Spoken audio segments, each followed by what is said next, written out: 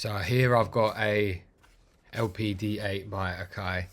This is just a simple controller. It's got some buttons, it's got some rotary controls, which we can assign parameters of, say, the generic device to the controller to control the lights.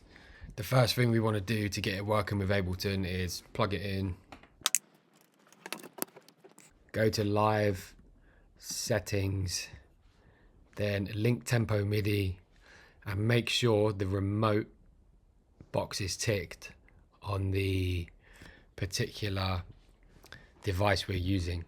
So at the minute I'm using the LPD8, so on the input port we want to make sure the remote box is ticked so we can remotely control live with this surface.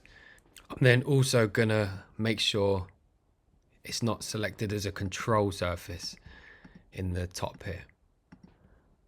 Once we've done that, we can close this. Usually when we plug these MIDI controllers in, Ableton will sort of find them straight away, and then as long as we've done the routing correctly and we've got remote selected, if you hit a pad, you'll see in the top here that the MIDI LEDs go off and that our track is seeing the input coming in. Now this is the part where you can sort of go ahead and customize what you want to assign to the controller depending on your situation. So for our 4 lights that we've got here, the first thing I'm going to do is map the intensity to one of these rotary controls here. So to do that, you're going to hit Command M to bring up MIDI mapping. We're going to click on intensity, and then once you've clicked on it, this is where you can choose which one you want to assign it to. So as soon as I touch this one, you'll see it makes the mapping. So you can see on the dial and then up here as well. So if I come out of MIDI mapping, Command M, and turn the intensity up, you can see that now has control over that particular parameter. Another parameter that we might want to go ahead and control with the MIDI controller is the zoom effect. So if we give the lights some intensity, we can see them. If we hit Command M to bring up MIDI mapping, on the scale device down here, if we hit out low, I'm then going to assign that to the next control here.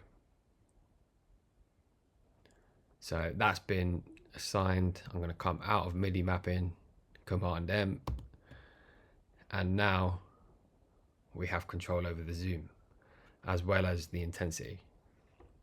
Another thing that might be worth mapping to the controller to give us more control is the transport of Ableton start and stop. So that will then give us control over this sequence that we've made, so we can turn it on and off. It all really just depends if you need that control.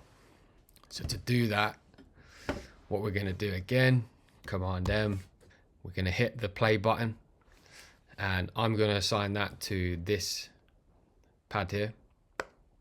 So you can see that as assigned. Then I'm going to hit the stop button, and I'm going to go to the next pad here. So if I hit that, that's been assigned. So if I go out of MIDI mapping, so if I now click where the MIDI clip starts, I can hit play, and that is going to trigger the MIDI clip. If I hit stop, it's going to stop the MIDI clip. Okay, so that was a quick look at how to use a MIDI controller and how you can assign particular parameters of Beam's device to the rotary controls and pads. Now before we do move on, there's a couple of things I do want to show you which I think will be quite beneficial when we come to applying what we've programmed to the lights in real life.